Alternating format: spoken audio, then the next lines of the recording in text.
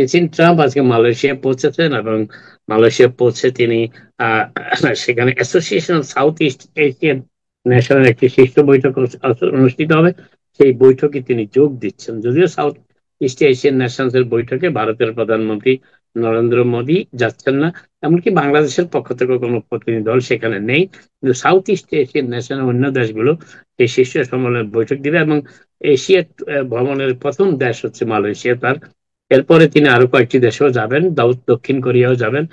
তবে আজকে তিনি যে কাজটি সেরেছেন সেটি হচ্ছে যে আপনারা জানেন বেশ কিছুদিন আগে কম্বোডিয়া এবং থাইল্যান্ডের মধ্যে যুদ্ধ মতো একটা অবস্থার সৃষ্টি হয়েছে, যুদ্ধ শুরু হওয়ার অবস্থা সৃষ্টি হয়েছিল এবং দুই পক্ষের সৈন্যবাহিনীর ভিতরে অনেক গুলি বিনিময় হয়েছে, যুদ্ধকালীন অবস্থা বিরাজ করছিল।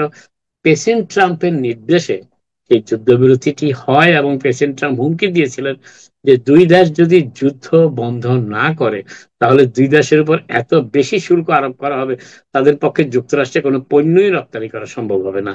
এমন হুমকির পর দুই দলেই অনেকটা নমনীয় হয়, দুই দেশই নমনীয় হয় এবং তারা একটি যুদ্ধবিরতি চুক্তিতে স্বাক্ষর করে এবং সেই যুদ্ধবিরতি চুক্তির আনুষ্ঠানিকতা শেষ করার জন্য সেখানে আজকে উপস্থিত ছিলেন প্রেসিডেন্ট ট্রাম্প।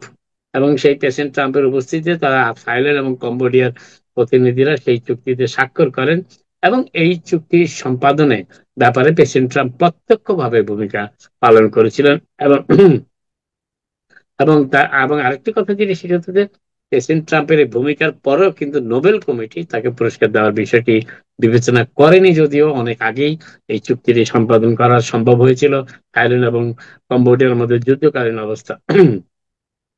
এবং এর পাশাপাশি প্রেসিডেন্ট ট্রাম্পের সেই সিদ্ধান্তের ফলে যে শুল্ক আরোপ করা হবে যদি তারা যুদ্ধ বন্ধ না করে, যুদ্ধ বন্ধ করার পর কম্বোডিয়ার সরকার যুক্তরাষ্ট্রের সাথে দেন দরবারে বসে এবং দেন দরবারের মাধ্যমে তাদের পক্ষে তাদের অনুকূলে কম্বোডিয়ার অনুকূলে একটি বাণিজ্য চুক্তিও সম্পাদন করতে সক্ষম হয়। প্রেসিডেন্ট ট্রাম্প এতটাই নমনীয় হন যে কম্বোডিয়াকে শুল্কের ব্যাপারে অনেক ছাড় দেন এবং সেই ছাড়ের ব্যাপার বিষয়টিও নিশ্চিত করেছে কম্বোডিয়া কর্তৃপক্ষ। আজকে তারা যুক্তরাষ্ট্রের সাথেও একটি বাণিজ্য চুক্তি সম্পন্ন করেছে, অর্থাৎ এটি হচ্ছে পিস ডিল যেটাকে বলা হয়। প্রেসিডেন্ট ট্রাম্প তাদের দুই দেশের মধ্যে শান্তি আনার ব্যাপারে ভূমিকা রাখেছেন এবং যুক্তরাষ্ট্রের পণ্যের প্রবেশে সেই কম্বোডিয়ার পণ্য প্রবেশও অনেক সুবিধা দিয়েছেন তার বিনিময়ে। এবং এবং থাইল্যান্ডের সাথে এই ধরনের একটি ফ্রেমওয়ার্কের বিষয় চূড়ান্ত হচ্ছে, তবে চুক্তি করার মতো অবস্থা এখনো সেটি আসেনি, সেই জন্য চুক্তিটি হয়নি। তবে প্রেসিডেন্ট ট্রাম্পের এবার এশিয়া সফরের সবচেয়ে যে আলোচ্য এবং উল্লেখযোগ্য এবং অপেক্ষার দিক হচ্ছে প্রেসিডেন্ট চীনের প্রেসিডেন্ট জির সাথে বৈঠক। এবং আজকে যুক্তরাষ্ট্রের trade secretary treasury secretary Scott পিসেন্ট তিনি আজকে চূড়ান্ত ভাবে সমাধান করার চেষ্টা করছেন বেইজিং এর সাথে তার যে ফ্রেমওয়ার্কের চুক্তি, অর্থাৎ দুই দেশের বাণিজ্য ব্যাপারে যে সমস্ত বিধিনিষেধ রয়েছে এবং বাণিজ্যের ব্যাপারে যে সমস্ত প্রতিবন্ধকতা রয়েছে সেগুলো সরিয়ে ফেলার জন্য দুই দেশের প্রতিনিধি দলের বৈঠক অব্যাহত রয়েছে এবং সেই বৈঠকে যুক্তরাষ্ট্রের পক্ষে নেতৃত্ব দিচ্ছেন ট্রেজারি সেক্রেটারি স্কট ডিসন।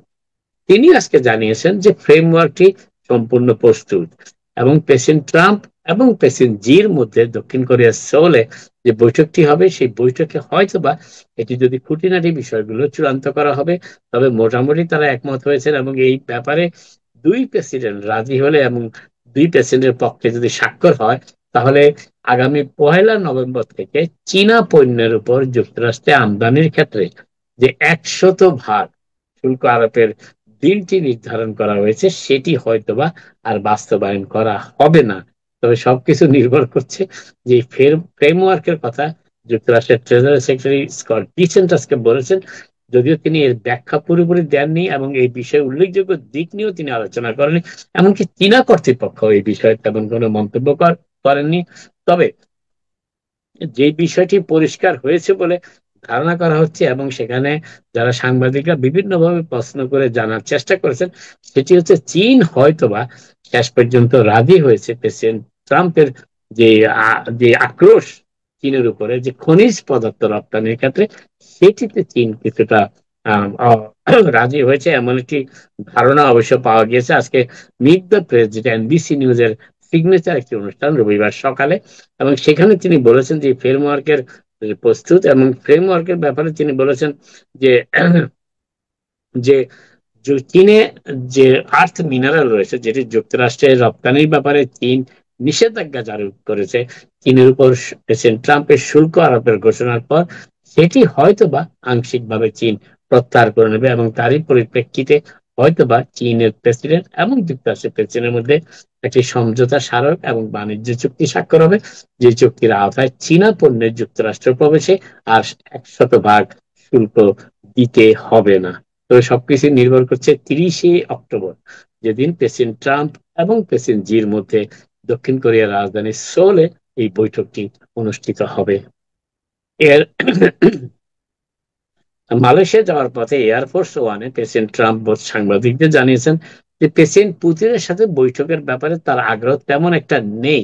তার কারণ, তিনি ইউক্রেন যুদ্ধ বন্ধ করার ব্যাপারে যতটা আশাবাদী ছিলেন, প্রেসিডেন্ট পুতিনের সাম্প্রতিক ভূমিকা তাকে আশাহত করেছে, এবং তিনি মনে করেন যে তার হাতে এত সময় নেই, যে সময় ব্যয় করলেও কোনো ফল পাওয়া যাবে না। অতএব অযথা সময় নষ্ট করার পক্ষে তিনি নন, এবং যদি প্রেসিডেন্ট পুতিন সত্যিকার অর্থে ইউক্রেনের সাথে একটি যুদ্ধবিরতি সম্মত হন, সেই ব্যাপারে যদি প্রেসিডেন্ট পুতিন চূড়ান্ত সিদ্ধান্ত জানান, তখনই তিনি প্রেসিডেন্ট পুতিনের সাথে খুঁটিনাটি বিষয়ে, যার মাধ্যমে একটি চূড়ান্ত যুদ্ধবিরতি চুক্তি স্বাক্ষর করা সম্ভব হবে, তখনই প্রেসিডেন্ট ট্রাম্প প্রেসিডেন্ট পুতিনের সাথে বৈঠক করতে রাজি আছেন। তার আগে তিনি মনে করেন যে প্রেসিডেন্ট পুতিনের সাথে দেখা সাক্ষাৎটি একটি সময়ের অপচয় মাত্র। যুক্তরাষ্ট্রের সাথে কি ভেনেজুয়েলার সংঘর্ষ আনুষ্ঠানিকভাবে শুরু হয়ে যাচ্ছে? তার কারণটা হচ্ছে, আজকে বিভিন্ন সংবাদ মাধ্যমে, বিশ্বব্যাপী বলা যায়, সংবাদ মাধ্যমে খবর এসেছে যে ত্রিনিদাদ এবং টোবাগোর যে পোর্ট অফ স্পেন, যে রাজধানী শহরটি রয়েছে, সেই শহরের উপকূলে, বন্দর যেখানে রয়েছে, বন্দরের উপকূলে যুক্তরাষ্ট্রের নৌবাহিনীর ডেস্ট্রয়ার জাহাজটিকে দেখা গেছে, এবং কিছুটা নিকট দূরত্বে রয়েছে যুক্তরাষ্ট্রের পারমাণবিক ক্ষমতা সম্পন্ন সর্বাধুনিক এয়ারক্রাফট ক্যারিয়ার জেরাল্ড ফোর্ড।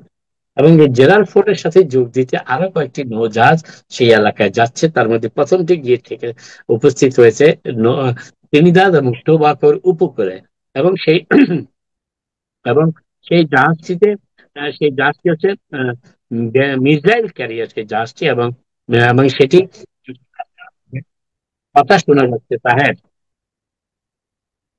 কথা শোনা যাচ্ছে কাজী অন্যদের। ফৌজিয়াকে প্লিজ।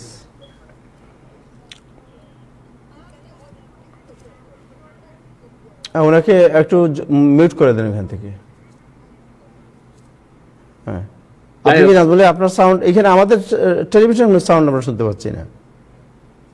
না, আপনি কথা শোনা যাচ্ছে, আমি কথা বলতে পারছি না, কথা শোনা যাচ্ছে। ও, শোনা যাচ্ছে, রাইট, একটু হোল্ড করেন। কাজী ফৌজি, আপনি কি শুনতে পাচ্ছেন? হ্যাঁ, শুনতে পাচ্ছি। মিউট করবেন, আপনি তো স্টেডিয়ামে আছেন, একটু মিউট করবেন। হ্যাঁ হ্যাঁ, শুনতে পাচ্ছি। একটু মিউট করেন, একটু মিউট করেন। আপনার কথা একটু পরে, আমরা নাজমুল ভাই কথা বলছি তো এটা শেষ হয়ে যাচ্ছে। হ্যাঁ, এখন বলেন। জি, উনি মিউট করছেন। Thank you. যুক্তরাষ্ট্রের গাইডেড মিসাইল ডেস্ট্রয়ার সেখানে পরিণত হয়েছে, এবং সেটি খুব অল্প সময়ের মধ্যেই এয়ারক্রাফট ক্যারিয়ার জেরাল্ড ফোর্ডের পাশে গিয়ে দাঁড়াবে, এবং এর ফলে একটি ভীতিকর অবস্থা সৃষ্টি হয়েছে সেই এলাকাতে। এবং ভেনেজুয়েলার প্রেসিডেন্ট মাদুরো বলেছেন যে যুক্তরাষ্ট্র অহেতুক একটি সুযোগ খোঁজার চেষ্টা করছে ভেনেজুয়েলায় আক্রমণ করার জন্য, এবং একটি মিথ্যা অভিযোগের ভিত্তিতে। কিন্তু যুক্তরাষ্ট্রের পররাষ্ট্র সচিব আজকে জানিয়েছেন যে ভেনেজুয়েলার অভ্যন্তরে গিয়েও যদি ড্রাগ, যে মাদক পাচারের যে বিষয়গুলো রয়েছে, যুক্তরাষ্ট্র যে ব্যাপারে যুক্তরাষ্ট্রের কাছে পুঙ্খানুপুঙ্খ তথ্য রয়েছে, সেই তথ্যের ভিত্তিতে যুক্তরাষ্ট্র প্রয়োজনে যুক্তরাষ্ট্রের মাদক রপ্তানির ক্ষেত্রে ভেনেজুয়েলাকে নিবৃত্ত করার জন্য ভেনেজুয়েলার অভ্যন্তরে গিয়েও অপারেশন চালানোর প্রস্তুতি নিচ্ছে। কারণ মাদকের বিষয়টি প্রেসিডেন্ট ট্রাম্প অত্যন্ত গুরুত্বের সাথে বিবেচনা করছেন, এবং প্রেসিডেন্ট ট্রাম্প মনে করেন যে মাদকের একটি বড় অংশ ভেনেজুয়েলা থেকে যুক্তরাষ্ট্রে চালান দেওয়া হচ্ছে। এবং প্রেসিডেন্ট ট্রাম্প কিছুদিন আগে অভিযোগও করেছেন যে ভেনেজুয়েলা যে সবচেয়ে বড় মাদক পাচার চক্র, তার নেতৃত্বে রয়েছেন স্বয়ং প্রেসিডেন্ট মাদুরো। যদিও প্রেসিডেন্ট মাদুরো এই অভিযোগ অস্বীকার করেছেন, তা সত্ত্বেও প্রেসিডেন্ট ট্রাম্প এবং তার অ্যাডমিনিস্ট্রেশন, তার প্রশাসনের শীর্ষস্থানীয় কর্মকর্তারা, যার মধ্যে রয়েছেন পিট হ্যাগসেট, যিনি ডিফেন্স সেক্রেটারি, তিনিও বলেছেন যে প্রেসিডেন্ট ট্রাম্পের নির্দেশে ভেনেজুয়েলা থেকে যুক্তরাষ্ট্রে মাদক পাচার রোধে যা ব্যবস্থা গ্রহণ করার প্রয়োজন যুক্তরাষ্ট্রের সামরিক বাহিনী তা করার জন্য প্রস্তুতি গ্রহণ করেছে ইতিমধ্যে, এবং সেই জন্যই যুক্তরাষ্ট্রের সর্বাধুনিক এয়ারক্রাফট ক্যারিয়ার যেটি পারমাণবিক ক্ষমতা সম্পন্ন সেই জেরাল্ড ফোর্ডকে সেই এলাকায় পাঠানো হয়েছে দেওয়ার জন্য।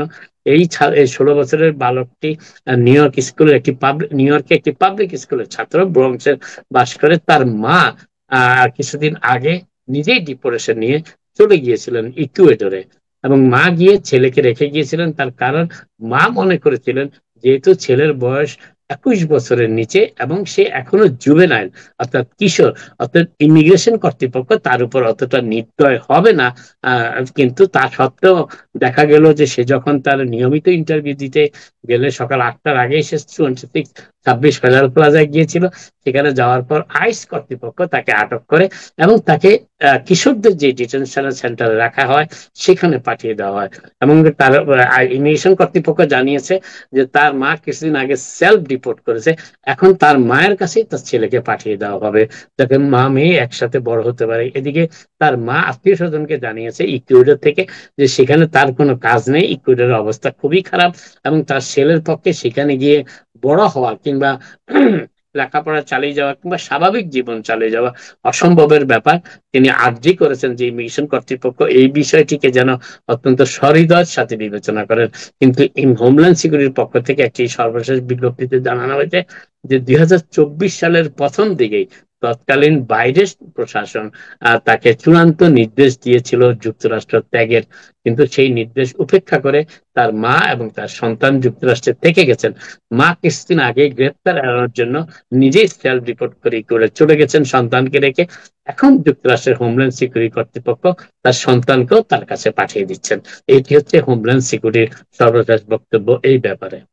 আরেকটি বিষয় যেটি বলা আছে, এখন থেকে দেখা যাচ্ছে যে যাদেরই কোনো প্রকার ইন্টারভিউ ডেট রয়েছে এবং অতীতে যাদের বিরুদ্ধে চূড়ান্ত ডিপোর্টেশন অর্ডার রয়েছে কিংবা কোনো ধরনের রিমুভাল অর্ডার রয়েছে তাদেরকে হাজিরা দেওয়া মাত্রই ডিটেনশনে নিয়ে যাওয়া হচ্ছে এবং চূড়ান্তভাবে যুক্তরাষ্ট্র ত্যাগের ব্যবস্থা করা হচ্ছে। এই ব্যাপারে এই কিশোর বালকের অ্যাটর্নিও জানিয়েছেন এখন তাকে ডিপোর্ট করা হলে সে যে অ্যাসাইলামের আবেদনটি করেছিল যুক্তরাষ্ট্রে সেটিও বন্ধ হয়ে যাবে এবং ভবিষ্যতে তার যুক্তরাষ্ট্রে আইনি সহায়তা কিংবা আইনগতভাবে যুক্তরাষ্ট্রের স্থায়ী বাসিন্দা হওয়ার সকল সুযোগটি শেষ হয়ে যাবে যদি এই মুহূর্তে তাকে ডিপোর্ট করে দেওয়া, এবং যেটি করতে যাচ্ছে হোমল্যান্ড সিকিউরিটি ডিপার্টমেন্ট।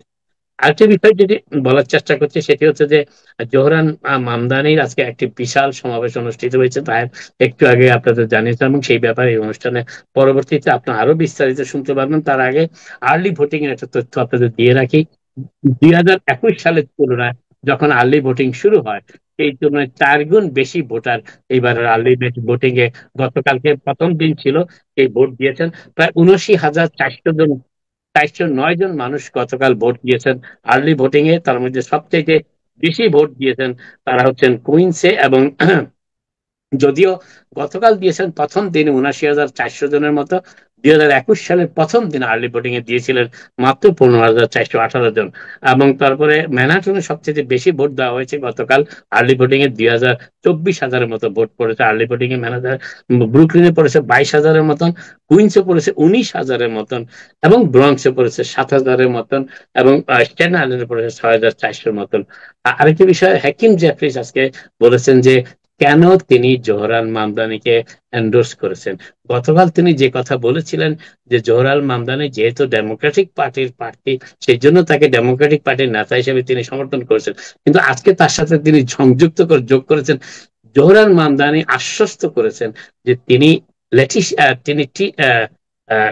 জেসিকা টিশকেই, যিনি এখন মেয়র এরিক অ্যাডামসের অধীনে পুলিশ কমিশনারের দায়িত্ব পালন করছেন, তাকে পুলিশ কমিশনার হিসাবে বহাল রাখবেন এমন নিশ্চয়তা পাওয়ার পরে নিউ ইয়র্ক সিটির আইন শৃঙ্খলা পরিস্থিতি বিশেষ করে ইহুদি সম্প্রদায়ের মানুষের মধ্যে মামদানির মেয়র নির্বাচিত হলে যে ভীতিকর অবস্থা সৃষ্টি হয়েছে সেটি অনেকটা প্রশমিত হবে এমন আশাতেই জোহরান মামদানিকে এন্ডোর্স করেছেন হাকিম জেফরিস। পুলিশ কমিশনার টিশকে মনোনয়ন দিবেন এই আশ্বাসের ভিত্তিতে, এটি তিনি আজকে জানিয়েছেন, যদিও গতকাল তিনি এই কথাটি বলেননি। শেষ করছি আজকে, আপনারা জানেন এই বছরের ডিসেম্বরের 31 তারিখে প্যান্ডেমিকের থেকে এমটিএ কর্তৃপক্ষ প্রায় 32 বছর ধরে নিউ ইয়র্কে প্রচলিত মেট্রো কার্ডটি প্রত্যাহার করে নিচ্ছে। 31শে ডিসেম্বর পর যাদের কাছে মেট্রো কার্ডের অর্থ থাকবে তারা হয়তো কিছুদিন সেটি ব্যবহার করতে পারবেন, কিন্তু সেখানে আর অর্থ সংযুক্ত করতে পারবেন না। অতএব 31 তারিখের মধ্যে মেট্রো কার্ড শেষ করতে হবে। যদি অর্থ থেকে যায় কয়েকটি রাইড হয়তো ব্যবহার করতে পারবেন, কিন্তু 31শে ডিসেম্বরের পরে আর মেট্রো কার্ডে কোনো নতুন অর্থ যোগান দেওয়া যাবে না, অমনি ব্যবহার করতে হবে। এবং গত বৃহস্পতিবার প্যান্ডেমিকের পর সবচেয়ে বেশি সংখ্যক যাত্রী নিউ ইয়র্ক সিটি সাবওয়ে ব্যবহার করেছেন। এটি রেকর্ড পরিমাণ যাত্রী সেদিন সাবওয়ে ব্যবহার করেছেন বলে এমটি কর্তৃপক্ষ জানিয়েছে। এবং তাতে দেখা যাচ্ছে, একটি হিসাবে দেখা যাচ্ছে যে গত বৃহস্পতিবার নিউ ইয়র্ক শহরে একটি রেকর্ড সৃষ্টি হয়েছে, সেটি হচ্ছে 4,59,4 মিলিয়ন 4,56,000 মানুষ একদিনে নিউ ইয়র্ক সিটি সাবওয়ে ব্যবহার করেছে, এবং এর 86% অমনি কার্ড ব্যবহার করেছে। আপাতত এখানে শেষ করি, আবার আপনার সাথে কথা হবে। আপনারা সবাই ভালো থাকুন। Thank you Nazmul Hasan, thank you so much.